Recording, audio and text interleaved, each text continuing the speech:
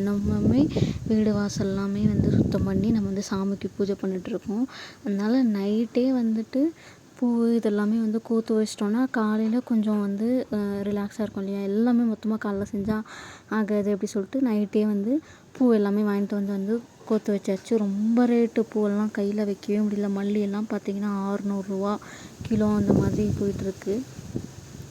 அடுத்த நாள் காலையில் பார்த்திங்கன்னா மலை மேலே இருக்க முருகர் கோவிலுக்கு வந்து போயிட்டு வந்து ரொம்ப நல்லது. இந்த 6 படை வீடுக்கு வந்துட்டு போகிற சான்ஸ்லாம் வந்து கிடைக்கல, அது போகணும். ஸோ அதனால் வந்து வீட்டுக்கிட்டேயே புதுசாக ஒரு முருகர் கோவில் வந்து ஓப்பன் பண்ணியிருக்காங்க. இன்னும் ஒரு மலை தான், ஒரு பெரிய மலை இல்லை, ஓரளவுக்கு மலை தான்.